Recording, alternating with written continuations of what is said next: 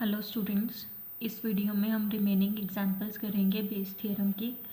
17 number तक example हम previous video में कर चुके हैं। इस वीडियो में हम करेंगे एग्जांपल 18 एंड उसके आगे वाली examples.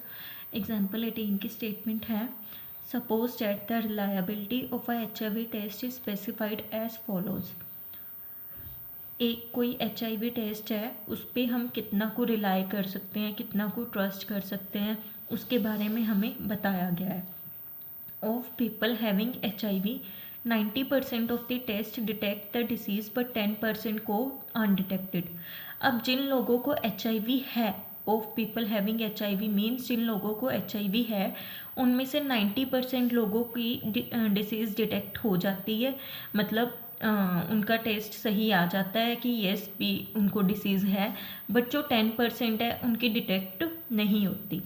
Of people free of HIV 99% of the tests are just HIV negative but 1% are diagnosed as showing HIV positive। जिनको HIV नहीं है, फ्री ऑफ HIV मीन्स जिनको HIV नहीं है, उनमें से 99% लोगों का टेस्ट HIV नेगेटिव आता है, लेकिन 1% का फिर भी पॉजिटिव आ जाता है, जबकि उनको HIV नहीं है। तो यहाँ तक स्टेटमेंट से हमें ये तो पता चल गया कि पक्का टेस्ट में कोई गड़बड़ है। देखो, जिनको HIV था उनमें से सबका फिर पॉजिटिव आना चाहिए था ना, लेकिन 90% का तो 90% लोगों की तो डिसीज़ डिटेक्ट हो जाती है, पर 10% की नहीं होती। डैट मीन्स टेस्ट में कोई गड़बड़ है। और जिनको HIV नहीं है, डैट मीन्स 100% सबका ही, फिर जिनको नहीं है अगर उनकी टेस्टिंग हो रही है तो उन सबका क्या आना चाहिए, HIV नेगेटिव। लेकिन 99% लोगों का तो HIV नेगेटिव आ रहा है, लेकिन 1% का क्या आ रहा है, पॉजिटिव। डैट मीन्स कोई तो गड़बड़ है टेस्ट में। From a large population of which only 0.1% have HIV, one person is selected at random, given the HIV test, and the pathologist reports him or her as HIV positive। कहते एक बहुत बड़ी population है, जैसे किसी एक city के लोगों का टेस्ट चल रहा है, उस सिटी में से हमें पता है ऑलरेडी कि सिर्फ 0.1% लोगों को ही HIV है। अब एक पर्सन को सिलेक्ट किया रैंडमली, उसका HIV टेस्ट हुआ एंड पैथोलॉजिस्ट ने बोल दिया कि उसको HIV पॉजिटिव है। अब पैथोलॉजिस्ट ने तो ऐसे बोल दिया उसको HIV पॉजिटिव है, लेकिन जो ऊपर वाली इन्फॉर्मेशन है उससे पक्का नहीं पता कि जो उसने बोला है कि वो सही है कि गलत है। अब हमें प्रोबेबिलिटी पता करनी है कि जो पर्सन है उसको एक्चुअली HIV है। हमें किस चीज़ की प्रोबेबिलिटी पता करनी है कि जो पर्सन है वो मतलब अब डॉक्टर पैथोलॉजिस्ट ने तो ये बोला कि उसको HIV है। अब हमें पता करना है कि क्या एक्चुअली उसको HIV है कि नहीं, उसकी प्रोबेबिलिटी पता करनी है। अब देखो, E1 मैंने कहा था वो माना करो जिसकी प्रोबेबिलिटी पता करनी है। प्रोबेबिलिटी किसकी पता करनी है, the person has HIV। E2 जो और पॉसिबिलिटी है, और पॉसिबिलिटी क्या हो सकती है, पर्सन को HIV नहीं होएगा, अब और तो कुछ हो नहीं सकता, the person does not have HIV। ए होता है जो हमें गिवन हो। गिवन क्या है कि जो उसकी रिपोर्ट आई है, टेस्ट रिपोर्ट आई है जो पैथोलॉजिस्ट ने दी है, वो उसको क्या बोला गया है, HIV positive. The pathologist reports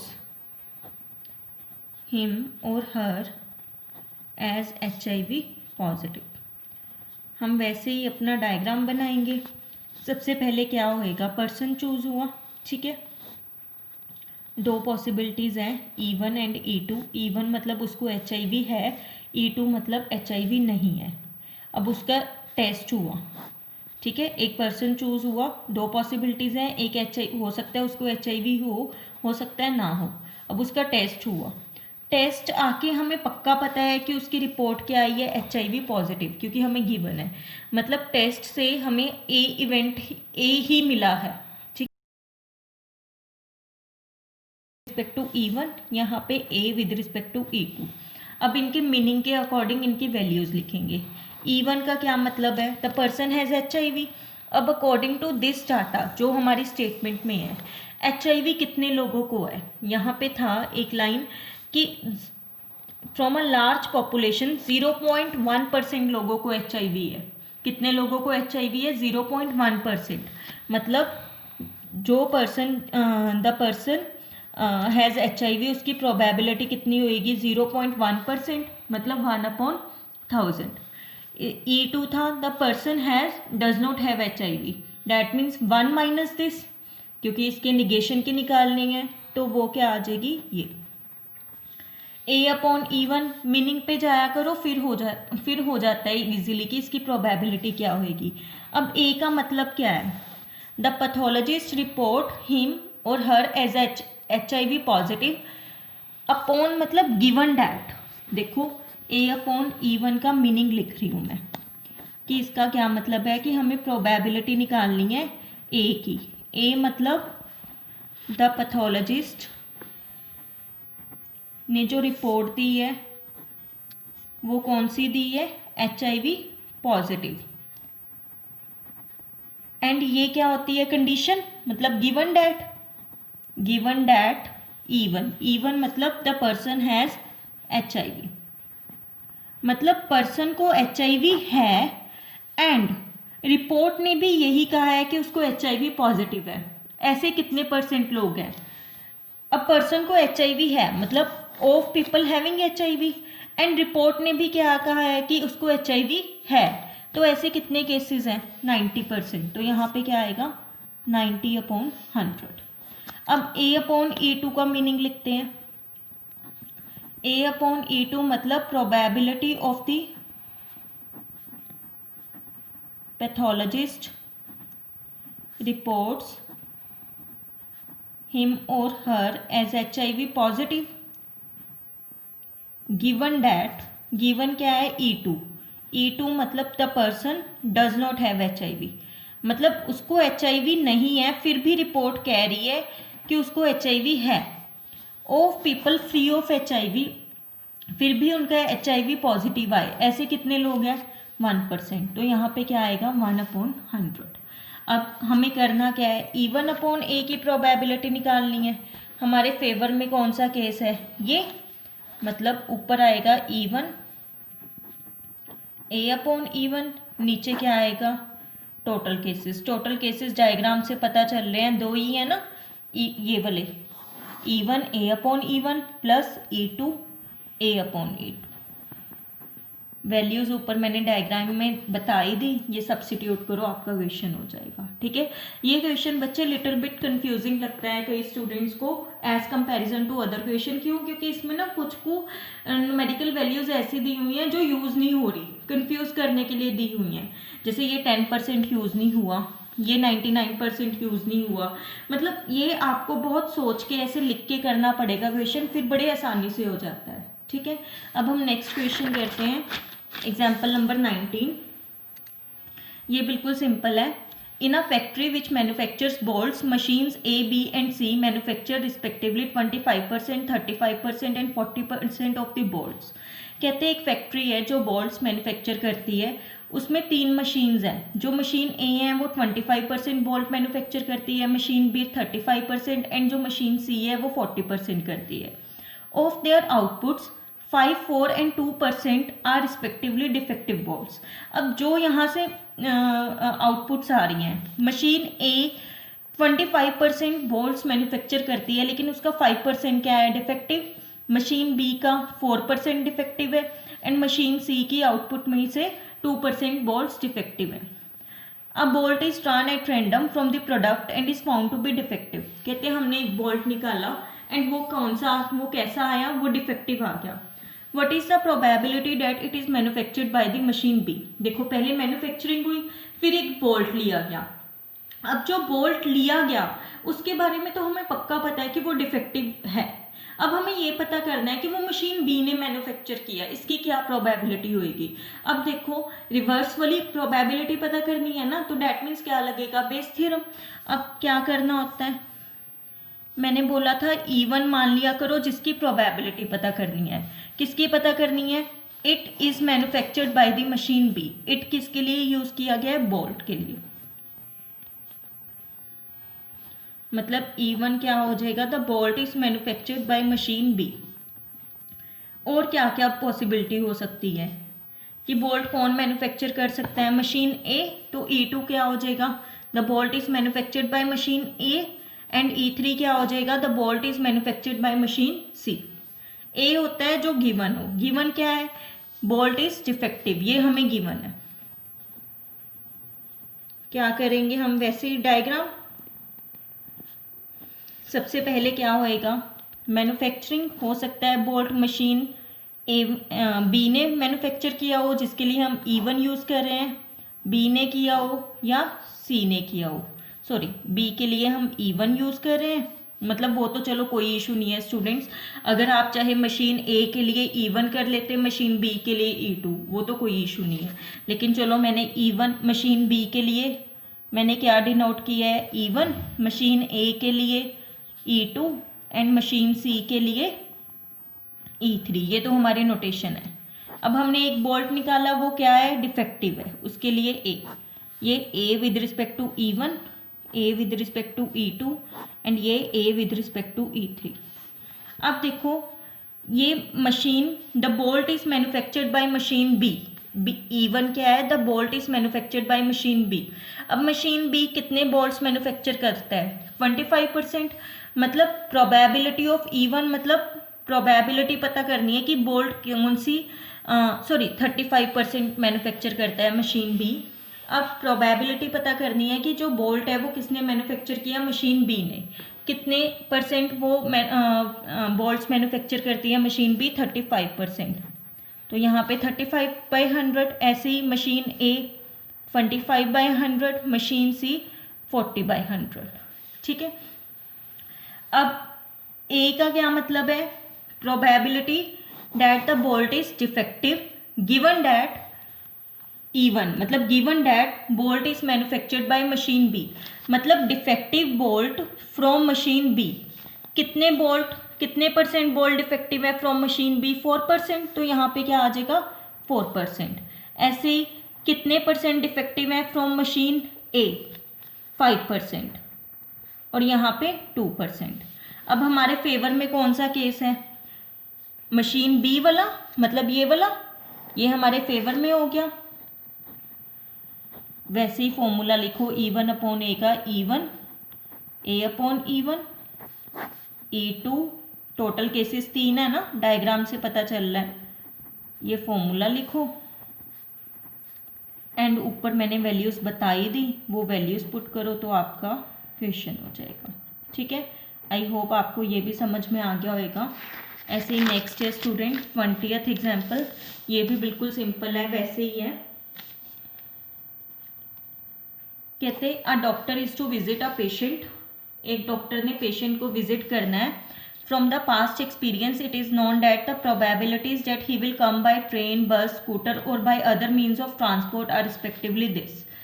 कहते जो पास्ट एक्सपीरियंसेस हैं उससे पता चलता है कि जो डॉक्टर है उसके बाय ट्रेन आने की प्रोबेबिलिटी 3/10 है, बाय बस आने की प्रोबेबिलिटी 1/5 है, बाय स्कूटर आने की 1/10 है, and bye other means of transport, कोई और ट्रांसपोर्ट का मीडियम यूज करके आने की 2/5 है, and the probability that he will be late are this if he comes by train, bus and scooter respectively. मतलब अगर वो ट्रेन से आ रहा है तो उसके लेट होने की प्रोबेबिलिटी 1/3 है, बस से लेट आने की प्रोबेबिलिटी 1/3 है, एंड स्कूटर से लेट आने की प्रोबेबिलिटी 1/4 है। And but if he comes by other means of transport then he will not be late. But अगर कोई और मीडियम से वो आ रहा है, मतलब बस, ट्रेन या स्कूटर नहीं यूज कर रहा, तो वो लेट नहीं होएगा। अब when he arrives he is late, अब हमें गिवन है कि जब वो आता है वो लेट है, इट इज गिवन। कहते प्रोबेबिलिटी पता करो, वो ट्रेन से आएगा। Let E1 the doctor comes by train, और क्या क्या पॉसिबिलिटी है, E2 मान लेते हैं कि जो डॉक्टर है वो बस से आ रहा है, E3 ट्रेन से, and E4 by other means of transport. A क्या लेना होता है हमें, जो गिवन हो, गिवन क्या है हमें कि द डॉक्टर कम्स लेट, तो ए मान लेते हैं द डॉक्टर कम्स लेट। वैसे ही हम डायग्राम बनाते हैं। पहले E1, 4 पॉसिबिलिटीज़ हैं, E2, E3 and E4। By train E1 मतलब यहाँ पे बच्चे प्रोबेबिलिटी लिखनी होती है, जैसे E1 की प्रोबेबिलिटी मतलब ट्रेन से आने की प्रोबेबिलिटी, वो हमें गिवन है, कितनी है 3/10। E2 मतलब बस से आने की प्रोबेबिलिटी, वो कितनी गिवन है हमें 1/5। सॉरी स्टूडेंट्स, यहाँ पे E3 में स्कूटर आना था, स्कूटर बस से आने की कितनी है 1/5, स्कूटर से आने की 1/10 एंड अदर मीन से 2/5। फिर उसके बाद लेट होने की, ए की with respect to E1, with respect to E2, with respect to E3 and with respect to E4। अब लेट होने की बाय ट्रेन लेट होने की 1/4 है। यहाँ पे लेट होने की बाय बस लेट होने की 1/3 है, 1/12 है एंड बाय अदर मीन्स उन्होंने बोला था कि वो लेट हो ही नहीं सकते, डैट मीन्स यहाँ पे 0। अब हमारे फेवर में, क्योंकि उन्होंने बोला था कि ट्रेन से आने की प्रोबेबिलिटी निकालो, मतलब E1 की निकालो, मतलब ये हमारे फेवर में हो गया एंड बाकी सारे क्या हो गए टोटल केसेस। E1 अपॉन ए की प्रोबेबिलिटी E1 एंड E1 के साथ में क्या है A upon E1 and divide में क्या आएगा E1 A अपॉन E1 और जो भी पॉसिबिलिटीज़ हैं कितनी है 4 हैं, तो वो चारों की चारों आएंगी। ऊपर मैंने इनकी वैल्यूज़ बता दी डायग्राम में, आपको क्या करना है सिर्फ इनकी वैल्यूज़ पुट करनी है एंड फिर आपको इसका आंसर मिल जाएगा। आई होप बेस थ्योरम के क्वेश्चंस आपको क्लियर है। अब एक लास्ट एग्जाम्पल रहेगी, एग्जाम्पल 21, उसके बाद बेस थ्योरम की एग्जाम्पल्स खत्म हो जाएंगे स्टूडेंट्स, फिर आप इसकी एक्सरसाइज ट्राई कर लेना। ये भी सिंपल ही है। A man is known to speak truth 3 out of 4 times. कहते एक मैन है, वो 4 में से 3 बार सच बोलता है। कहते he throws a die and reports that it is 6। उसने एक डाई फेंका एंड बोला कि 6 आ रहा है। कहते प्रोबेबिलिटी पता करो कि डाई पे एक्चुअली 6 आया है। देखो late E1 die shows 6, E1 मान लेते हैं कि डाई पे 6 आया है। E2 die does not show 6, die पे 6 नहीं आया। ए मान लिया जो गिवन है, गिवन क्या है the man says that it is 6 या रिपोर्ट्स दैट लिख लो इट इज 6। अब देखो E1 E2 फिर A upon E1 A upon E2। अब E1 का मीनिंग क्या है डाई शोज 6, डाई पे 6 आ रहा है तो उसकी प्रोबेबिलिटी क्या है 1/6। E2 die does not show 6, अब अगर 6 आने की 1/6 है प्रोबेबिलिटी तो 6 ना आने की कितनी होएगी 5/6। अब A अपॉन E1 मतलब the man says that it is 6 given that die show 6। Man ने बोला 6 आ रहा है एंड गिवन क्या है डाई पे भी 6 है, डैट मीन्स मैन ने क्या बोला सच बोला ना, डैट मीन्स यहाँ पे उसके सच बोलने की प्रोबेबिलिटी आएगी एंड उसके सच बोलने की प्रोबेबिलिटी कितनी है वो 4 पे से 3 बार सच बोलता है मतलब 3/4। ठीक है, अब यहाँ पे ए मतलब the man says that it is 6 given that E2 मतलब डाई डज नॉट शो 6। इसका मतलब है मैन ने बोला 6 आ रहा है लेकिन डाई पे 6 नहीं आ रहा, डैट मीन्स उसने झूठ बोला मैन ने। अगर मैन के सच बोलने की 3/4 है तो उसके झूठ बोलने की क्या है 1/4। ठीक है, बस क्वेश्चन हो गया। ये हमारे फेवर में केस है, हमें E1 अपॉन A की निकालनी है। ऊपर आ जाएगा हमारे पास फेवरेबल केसेस, नीचे क्या आ जाएगा टोटल केसेस। टोटल 2 ही केसेस है हमारे पास। बस ये आप सॉल्व करो, इसमें वैल्यूज पुट करो, आपका क्वेश्चन हो जाएगा। ठीक है स्टूडेंट्स, बेस थ्योरम से कोई डरने वाले क्वेश्चंस नहीं है। बेस थ्योरम में ये बहुत सिंपल क्वेश्चंस है, अगर आप डायग्राम बना के करो, डायग्राम से बहुत सिंपली हो जाते हैं। लेकिन एक चीज़ ध्यान में रखना, अगर आप डायग्राम बना रहे हो लेकिन पेपर में ये फॉर्मूला लिख के क्वेश्चन नहीं कर रहे हो तो आपको मार्क्स नहीं मिलेंगे। पेपर में ये फॉर्मूला के अलग से मार्क्स होते हैं, तो मेक श्योर आप डायग्राम के बाद ये फॉर्मूला ज़रूर मेंशन करो एंड फिर इसमें वैल्यूज़ पुट करो। आई होप आपसे अब 13.3 सॉल्व हो जाएगी। अगर कोई डाउट है तो आप अपने रिस्पेक्टिव टीचर से डिस्कस कर सकते हो। Thank you.